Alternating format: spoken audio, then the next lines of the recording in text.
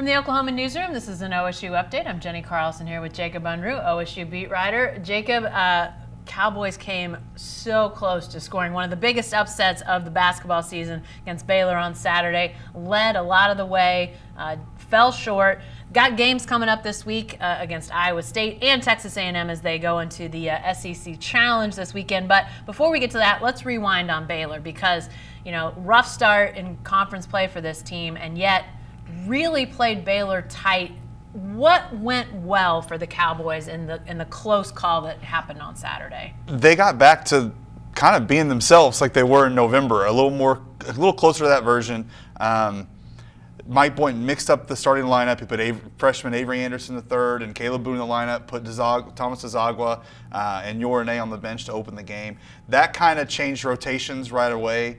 It injected a little energy into the lineup a little bit too. Those two freshmen have been playing incredibly well going into the game. It limited what Yor did foul-wise too, which is huge for this team. He didn't pick up a foul until 2 seconds left in the half, which I thought was impressive. He took a charge, which was for the third time in his career he drew a charge. And I actually, someone said, usually that's a foul on Yor. Just kind of how it goes sometimes. Right. You did things like that, and they finally caught fire offensively. Cam McGriff hit 4 3-pointers, tied a career high for a whole game in the first half. Dzagwa hit 3 3-pointers off the bench that first half. They were riding high. Yeah. It looked like the team that had the pressure off defense. They zoned Baylor, but they still put pressure with that zone.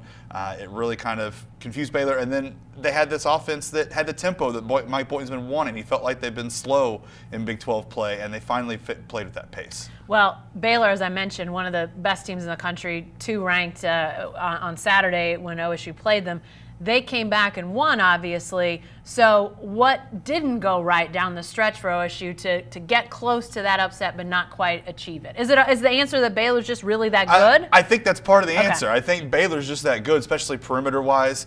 Mm-hmm. They went 2 for 12 from 3 in the first half, and they eventually started hitting threes. They eventually started hitting that zone, finding some spots a little bit. Guys got hot.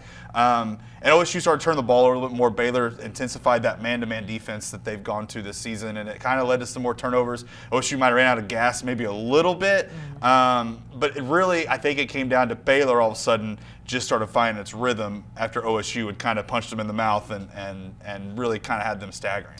What about this week when you look at a road game at Iowa State and then another road game at Texas A&M? Again, not a conference game there against the Aggies, but what's going to be important in your mind to get a win? Because at this point, even when you're doing things right, like they seem to be doing Saturday, that's such a confidence builder. Yeah, I think they're starting to feel better about themselves. That's huge. If they can keep that going, Iowa State, it's obviously hard to win on the road in Iowa. If they can kind of keep that confidence building there, maybe get the win, maybe keep it close again, go in. I think they really need to win at Texas A&M to kind of get some morale going because they host Kansas on next Monday. Yeah. So I think you've got to get at least one win this week. I think the way that Boynton's been adjusting things, throwing some rotation differences out there, be willing to switch up defenses, things like that, I think can kind of break them out of this funk.